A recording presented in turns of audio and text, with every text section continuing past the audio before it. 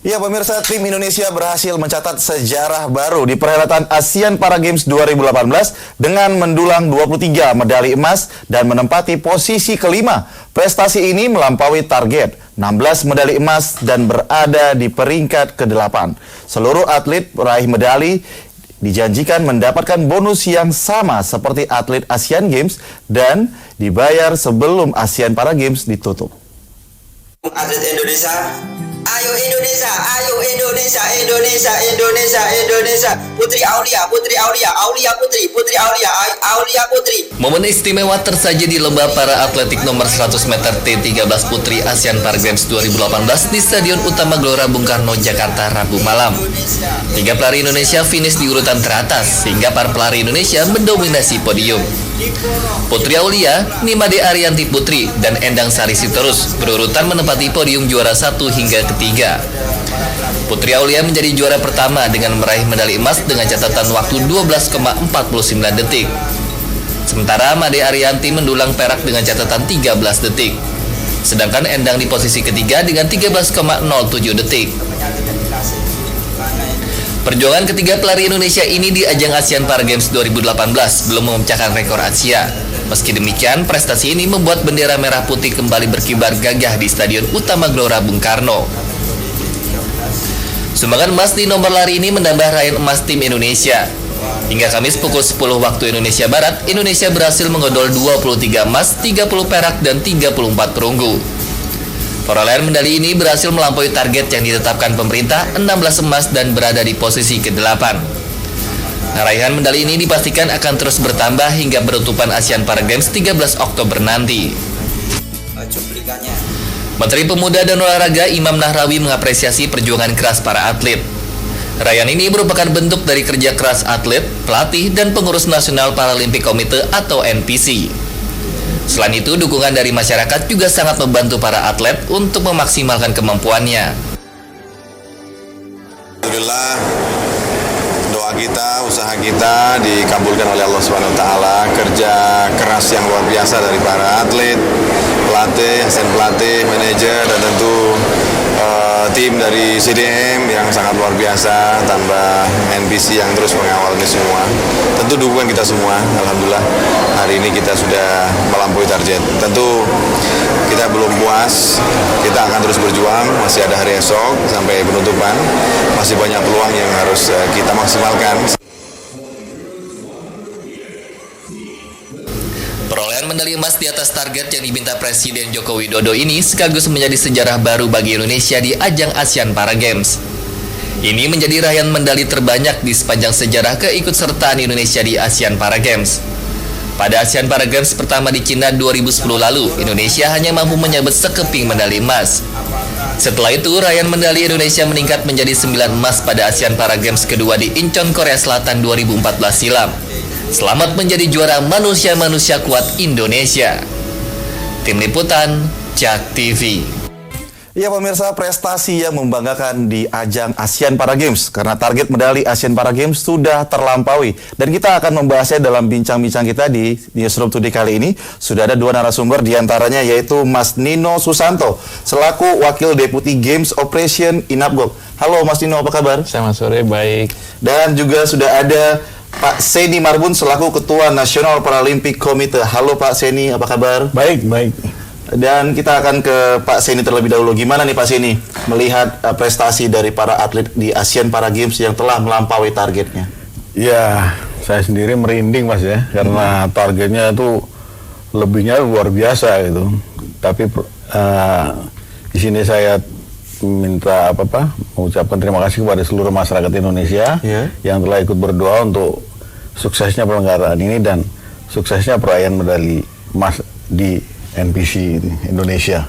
Oke, Pak Seni, seperti apa sih sebenarnya dukungan dari National Paralympic Committee terhadap para atlet yang sudah melampaui target ini? Bentuk dukungan serta strategi untuk bisa melampaui target ini? Sebetulnya strategi dan dukungan itu sudah di strateginya sudah dibicarakan dengan pelatih-pelatihnya masing-masing.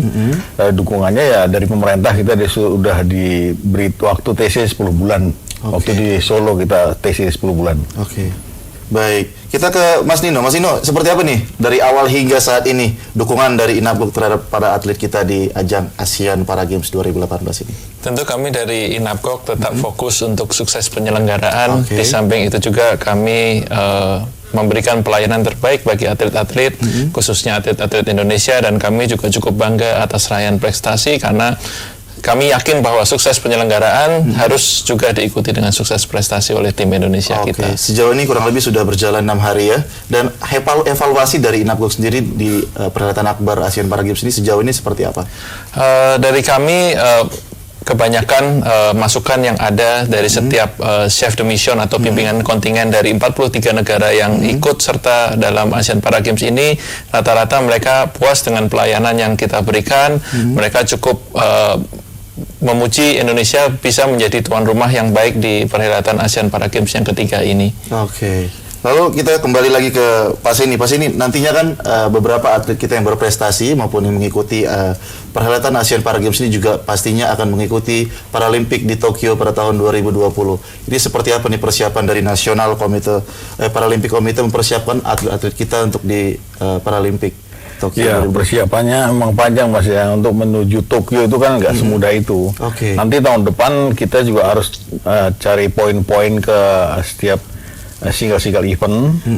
Dan sekarang yang jelas di Indonesia terselenggaranya ASEAN Para Games ini juga negara-negara yang datang dari penjuru negara ini semuanya berkumpul di sini untuk mencari poin juga karena ini Shenzhen. Jadi untuk nanti poin-poinnya itu untuk digunakan biar kepanggil ke Tokyo 2020. Lalu sejauh ini evaluasi terhadap para atlet kita seperti apa? Ini luar biasa ya kan, kalau di dalam TC itu sendiri kemarin itu kita sudah mengirimkan semua cabur ke single event agar mendapatkan MKS juga bertanding di sini. Kalau di sini nggak ada MKS juga nggak bisa bertanding, Mas. Nah, dan kemarin juga mereka di single event itu sudah mendapatkan poin-poin juga untuk ke Paralimpik. Dan sekarang di sini juga tambah lagi poin mereka.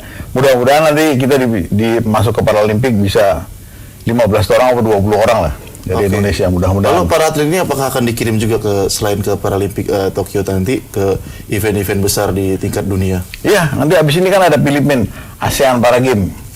Ya, 2019. Tapi penyelenggaranya nanti tahun 2020 Januari. Targetnya seperti apa? Wah, saya berani bilang ini juara umum lah Filipina. Mudah-mudahan saya nggak dimarahin Tuhan juga loh.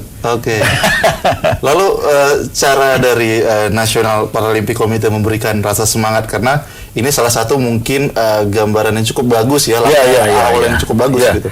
Saya selalu mengatakan kepada teman-teman difabel ya NPC, ini salah satu kesempatan kita untuk berkarya untuk bangsa dan negara, dan ini salah satu kesempatan kita untuk mengangkat harkat martabat bangsa Indonesia dan paling tidak juga masyarakat difabel yang ada di Indonesia yang mungkin belum terangkat nasibnya.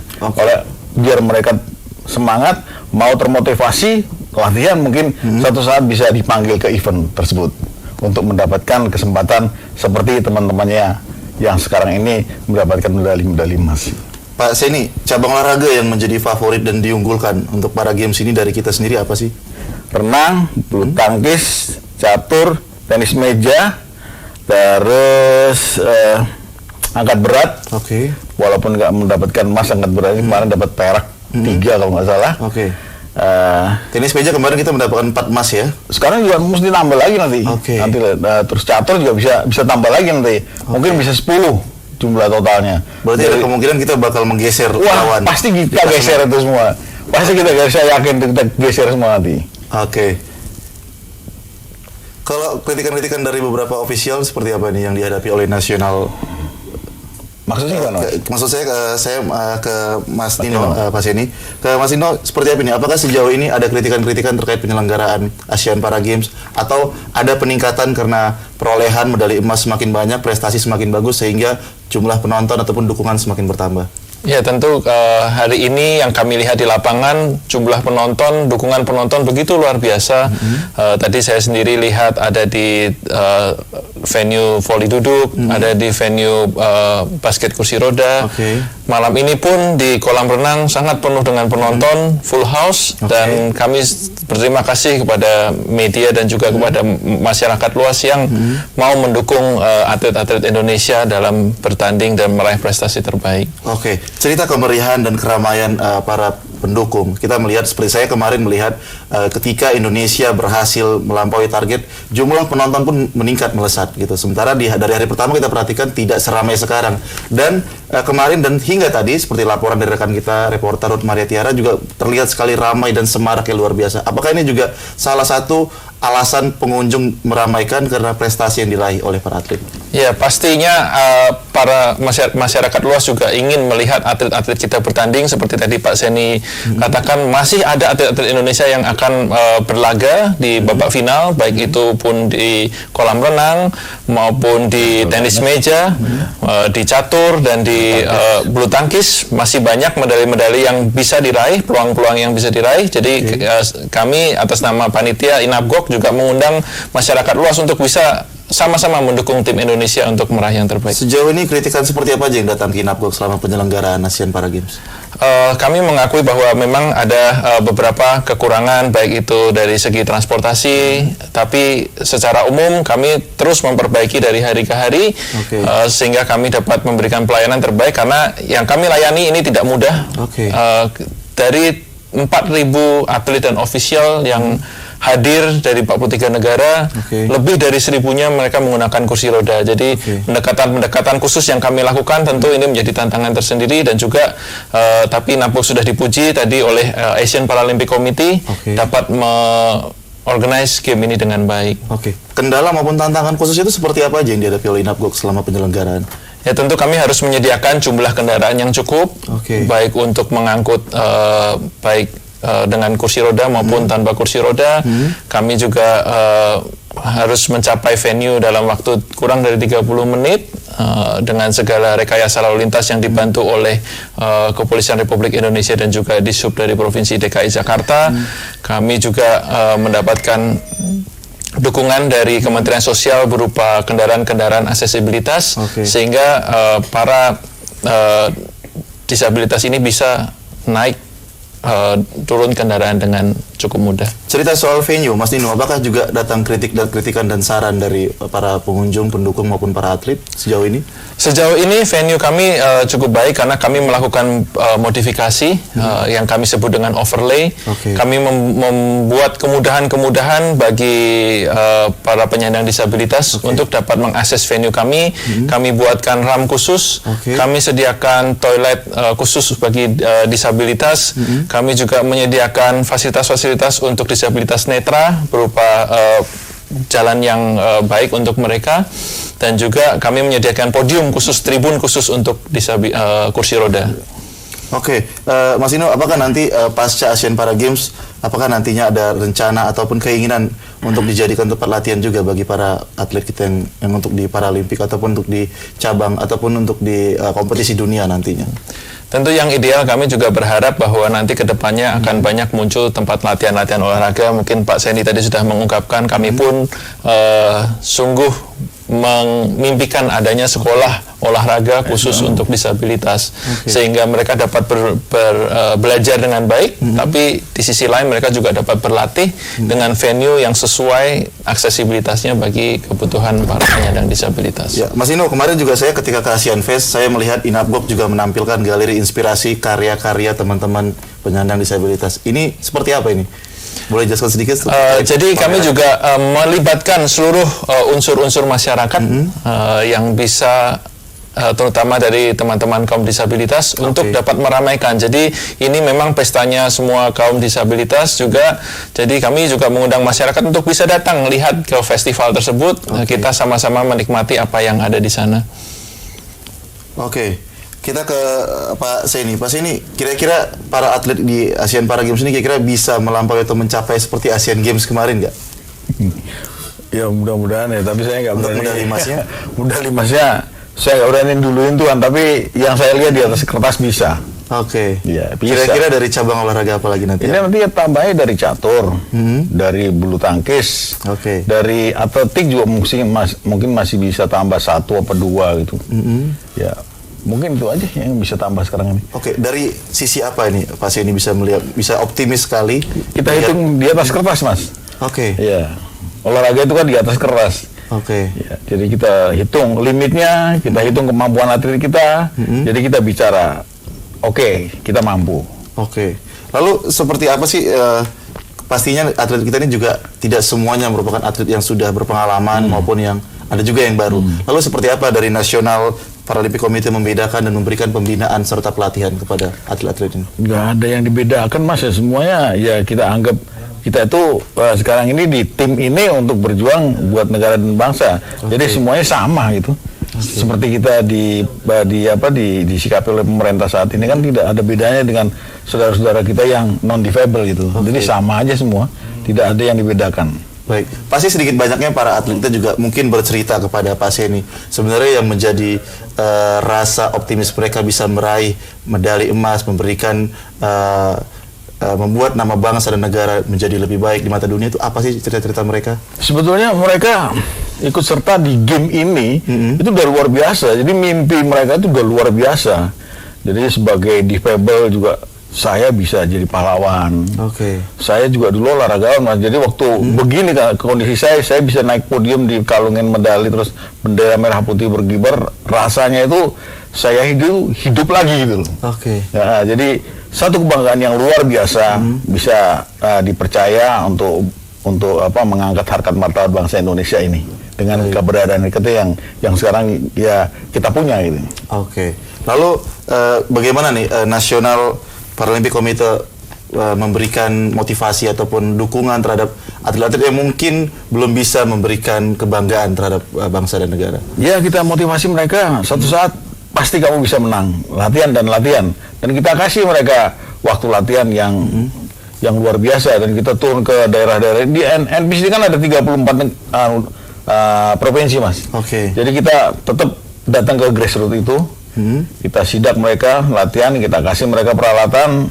Seperti kemarin kita diberi kesempatan oleh Pak Presiden Jokowi, kita minta oleh beliau untuk mengizinkan kita untuk menyiapkan SKO, sekolah khusus olahraga untuk disabilitas. Baik. Pak Jokowi langsung mengiyakan, luar biasa memang Pak Presiden kita saat ini luar biasa untuk mendukung NPC. Baik, terima kasih Pak Seni Marbun selaku Ketua Nasional Paralimpik Komite yang telah hadir di studio JAK TV. Terima kasih juga Mas Nino Susanto selaku Wakil Deputi Games Operasi Dinapgok. Dan tentunya kita berharap Asian Para Games ini nantinya terus mengharumkan nama bangsa dan negara kita tercipta. Dan pemirsa, seorang ABK korban gempa dan tsunami Palu hingga saat ini belum berhasil ditemukan. Informasi akan hadir usai jeda berikut. Tetaplah bersama kami di Newsroom Today.